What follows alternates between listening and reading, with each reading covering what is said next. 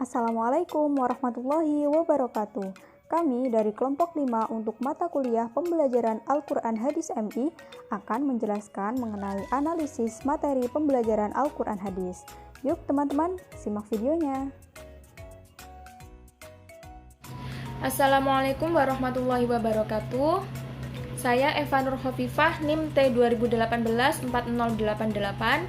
Saya sebagai presentator pertama akan mempresentasikan materi yang pertama, yaitu adalah tentang pengertian materi pembelajaran. Materi pembelajaran adalah pengetahuan, sikap, dan keterampilan yang harus dipelajari oleh siswa dalam rangka mencapai standar yang telah ditentukan.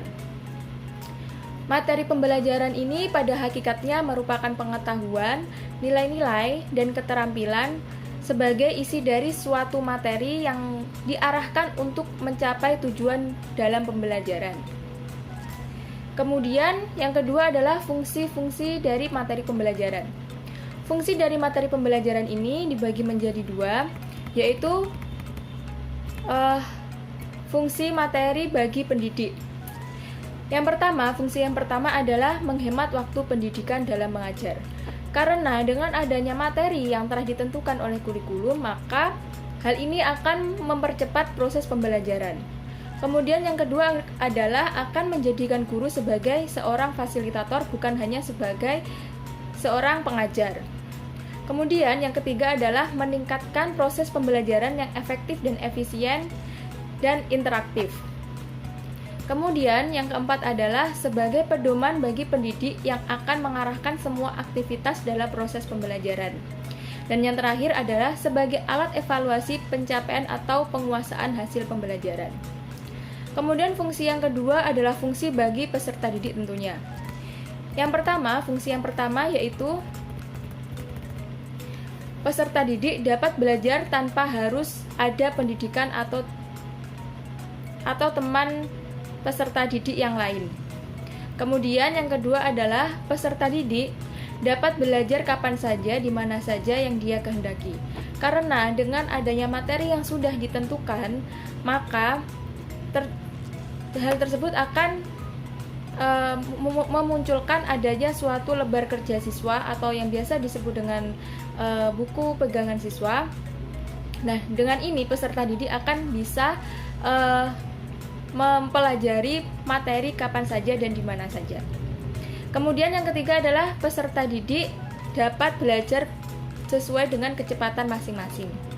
Kemudian yang keempat adalah peserta didik dapat belajar menurut urutan yang dipilihnya sendiri. Kemudian yang selanjutnya adalah membantu peserta didik untuk menjadi pelajar yang mandiri. Karena dengan adanya materi pembelajaran ini, peserta didik akan mengetahui apa saja yang akan dipelajari untuk pertemuan selanjutnya.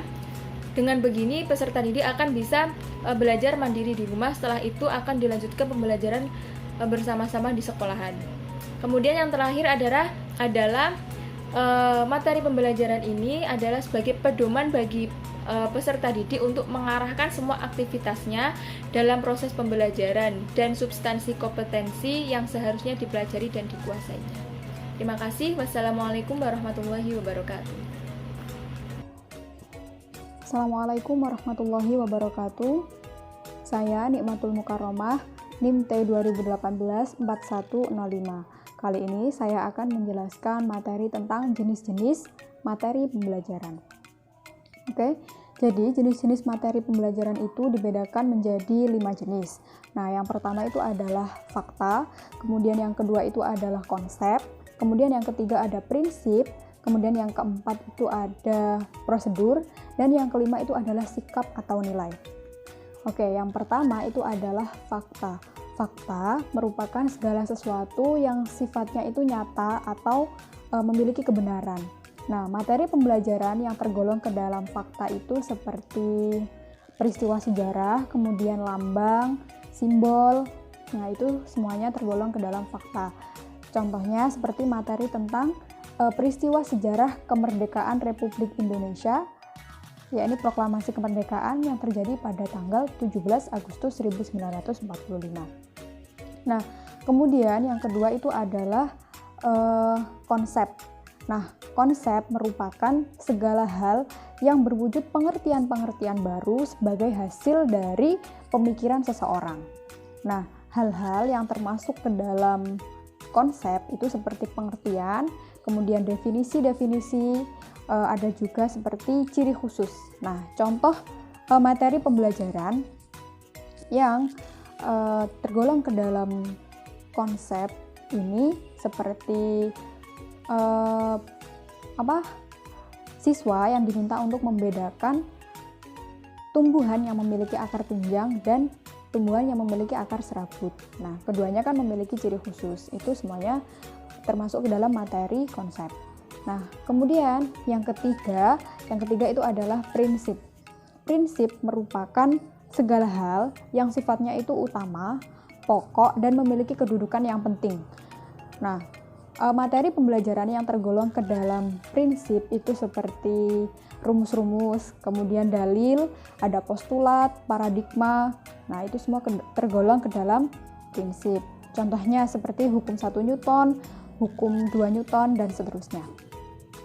Kemudian, yang selanjutnya itu adalah prosedur. Kalau kita membahas mengenai prosedur, berarti pasti berkaitan dengan langkah-langkah yang sifatnya itu sistematis atau teratur. Nah, contoh materi pembelajaran yang tergolong ke dalam prosedur itu seperti langkah-langkah membuat magnet, kemudian prosedur atau langkah-langkah mengoperasikan komputer, seperti itu. Kemudian yang selanjutnya itu adalah sikap atau nilai. Nah, sikap atau nilai itu merupakan materi-materi pembelajaran yang di dalamnya itu terkandung beberapa nilai seperti kejujuran, kemudian gotong royong, kasih sayang, seperti itu. Nah, selanjutnya saya akan menjelaskan mengenai prinsip-prinsip pemilihan materi pembelajaran atau bahan ajar. Nah, dalam hal ini ada tiga prinsip yang perlu diperhatikan oleh seorang guru atau praktisi pendidikan. Yang pertama itu adalah prinsip relevansi, kemudian yang kedua itu adalah prinsip konsistensi, dan yang ketiga itu adalah prinsip kecukupan. Nah, yang pertama itu adalah prinsip relevansi. Nah, relevan yang dimaksudkan ini adalah memiliki kesesuaian. Nah, sesuai dengan apa? Jadi materi pembelajaran itu diharapkan memiliki kesesuaian atau hubungan, memiliki keterkaitan dengan proses pencapaian standar kompetensi dan kompetensi dasar yang diberikan pada siswa. Misalkan, siswa itu diminta untuk menghafalkan materi yang tergolong ke dalam fakta, maka materi pembelajaran itu juga yang diberikan itu juga disesuaikan dengan fakta sendiri, fakta yang diberikan gitu. Jadi materinya juga berkaitan dengan fakta. Kemudian yang kedua adalah prinsip konsistensi. Konsisten disebut dengan ajek ya, jadi tidak berubah-ubah. Jadi diharapkan materi pembelajaran itu sifatnya teratur, tidak berubah-ubah. Nah, misalkan kompetensi dasar yang diberikan kepada siswa itu ada 4, maka materi pembelajaran yang diberikan kepada siswa itu juga ada 4 jenis, seperti itu. Misalkan siswa diajarkan untuk diajari mengenai materi tentang penjumlahan, pengurangan, dan perkalian serta pembagian, ada 4. Nah, maka teknik-teknik yang diberikan dalam materi pembelajaran itu juga meliputi keempat materi itu tadi, seperti itu. Kemudian yang selanjutnya itu adalah prinsip kecukupan. Nah, cukup dalam hal ini memiliki artian pemberian materi pembelajaran kepada siswa itu tidak terlalu banyak juga tidak terlalu sedikit. Karena apabila materi itu yang diberikan terlalu sedikit, maka siswa itu akan kesulitan untuk mencapai kompetensi dasar yang diberikan kepadanya. Sedangkan kalau materi itu terlalu banyak, maka siswa itu juga akan lebih banyak membuang-buang waktu untuk mempelajari materi tersebut. Dan akibatnya materi-materi pembelajaran yang ada di belakang-belakangnya itu tidak terselesaikan atau tidak bisa dipelajari siswa secara maksimal. Itu saja dari saya. Sekian. Assalamualaikum warahmatullahi wabarakatuh. Ini saya akan menjelaskan tentang langkah-langkah pemilihan bahan ajar. Secara garis besar, langkah-langkah pemilihan bahan ajar meliputi yang pertama, mengidentifikasi aspek-aspek yang terdapat dalam standar kompetensi dan kompetensi dasar. Sebelum menentukan materi pembelajaran, terlebih dahulu perlu diidentifikasi aspek-aspek standar kompetensi dan kompetensi dasar yang harus dipelajari atau dikuasai siswa. Aspek tersebut perlu ditentukan karena setiap aspek standar kompetensi dan kompetensi dasar memerlukan jenis materi yang berbeda-beda dalam kegiatan pembelajaran. Yang selanjutnya yaitu memilih jenis materi yang sesuai dengan standar kompetensi dan kompetensi dasar. Yang pertama, materi yang akan diajarkan perlu diidentifikasi. Apakah termasuk fakta, konsep, prinsip, prosedur, afektif, atau gabungan lebih dari pada satu jenis materi. Yang kedua, setelah jenis materi pembelajaran teridentifikasi, langkah berikutnya adalah memilih jenis materi tersebut yang sesuai dengan standar kompetensi atau kompetensi dasar yang harus dikuasai siswa. Yang selanjutnya, memilih sumber bahan ajar. Setelah materi ditentukan, langkah berikutnya adalah menentukan sumber bahan ajar. Materi pembelajaran atau bahan ajar dapat kita temukan dari berbagai sumber, misalnya seperti buku pelajaran, majalah, jurnal, koran, media audiovisual, dan lain sebagainya. Assalamualaikum warahmatullahi wabarakatuh. Nama saya Rizka Nur Fitriani, NIM T 2018-4113. Di sini saya akan menjelaskan tentang macam-macam dimensi pengetahuan. Menurut Anderson dan Cradwell, dimensi pengetahuan itu ada 4. Yang pertama yaitu pengetahuan faktual, yang kedua pengetahuan konseptual, yang ketiga pengetahuan prosedural, dan yang terakhir yaitu pengetahuan metakognitif. Di sini saya akan membahas 2 macam dimensi pengetahuan, yaitu pengetahuan faktual dan pengetahuan konseptual. Pengetahuan faktual.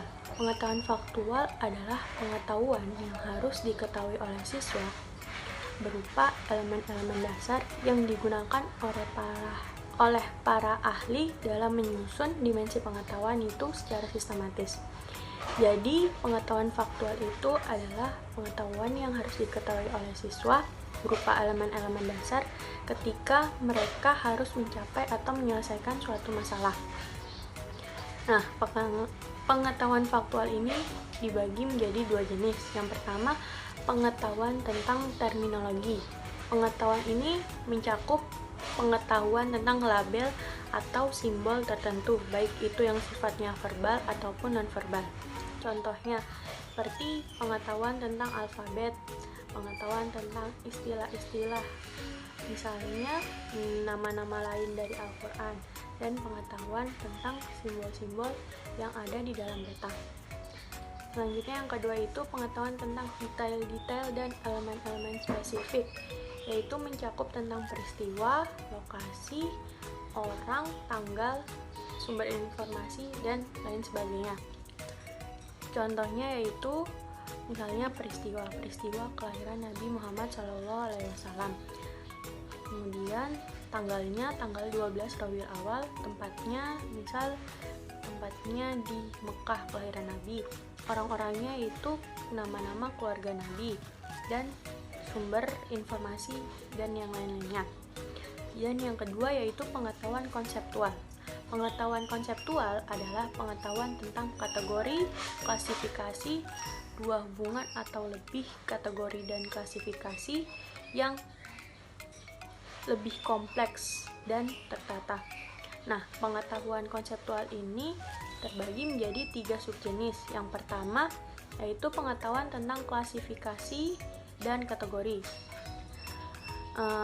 yaitu kategori, kelas, famili, divisi, dan susunan yang lebih spesifik dalam berbagai disiplin ilmu. Contohnya yaitu pengetahuan tentang berbagai macam literatur, dan juga pengetahuan tentang macam-macam bentuk usaha, dan pengetahuan tentang bagian-bagian dari kalimat, misalnya seperti kata benda, kata sifat, dan kata kerja.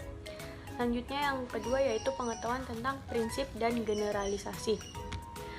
Contohnya itu pengetahuan tentang hukum-hukum fisika dasar. Terus yaitu pengetahuan tentang dasar-dasar kimia yang relevan dengan kehidupan sehari-hari dan kesehatan. Dan yang ketiga yaitu pengetahuan tentang prinsip-prinsip utama belajar. Jenis yang ketiga yaitu pengetahuan tentang teori, model, dan struktur. Pengetahuan ini mencakup berbagai paradigma, model, dan teori yang digunakan dalam disiplin-disiplin ilmu untuk mendeskripsikan, menjelaskan, ataupun untuk memprediksi berbagai macam fenomena.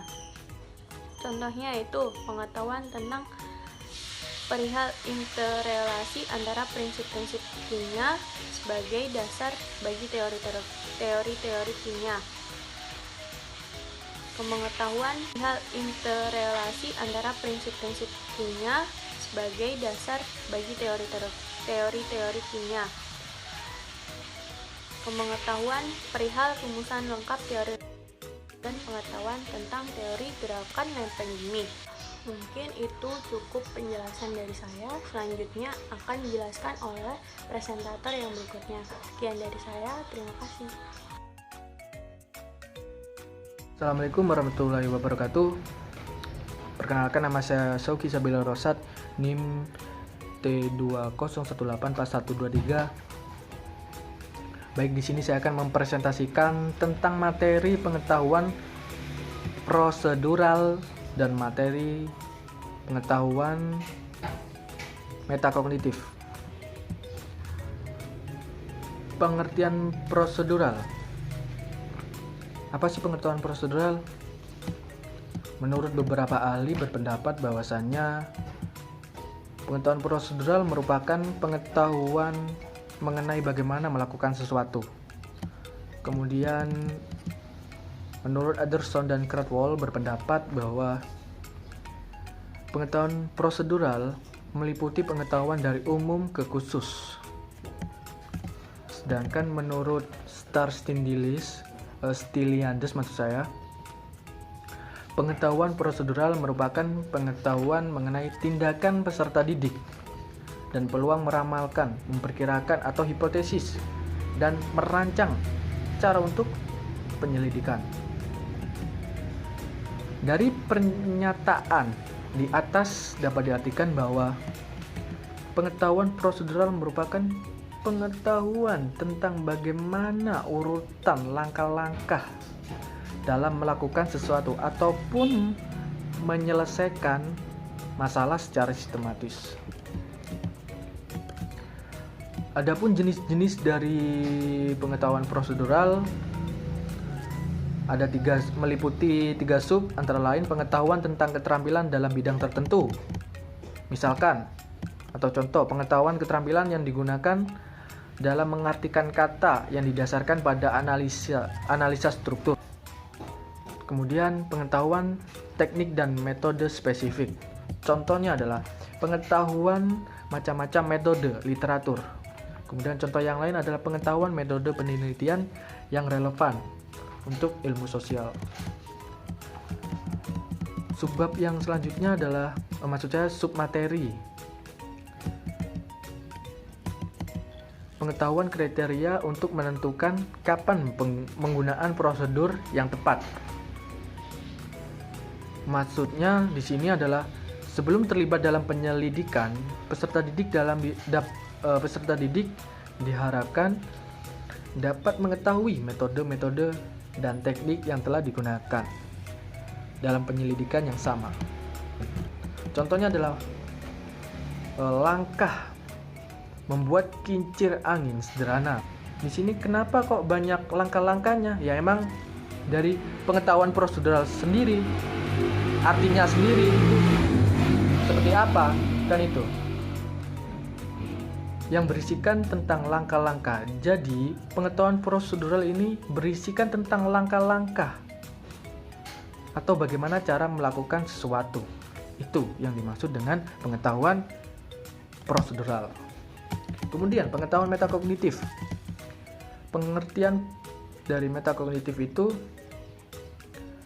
menurut beberapa ahli berpendapat bahwa Flavel and Brown menyatakan bahwa metakognisi adalah pengetahuan dan regulasi pada suatu aktivitas kognitif seseorang dalam proses belajar. Menurut McLean, metakognisi adalah pengetahuan, kesadaran, dan kontrol seseorang terhadap proses kognitifnya. Menurut Anderson dan Cradwell berpendapat bahwasanya pengetahuan metakognitif merupakan pengetahuan tentang kognisi secara umum dan kesadaran akan serta pengetahuan tentang kognisi diri sendiri.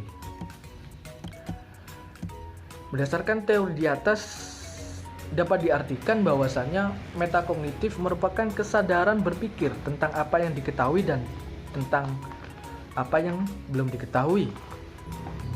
Adapun jenis-jenisnya, jenis-jenis dari pengetahuan metakognitif itu antara lain pengetahuan strategis, kemudian ada pengetahuan tentang tugas-tugas kognitif, yang ketiga adalah pengetahuan diri.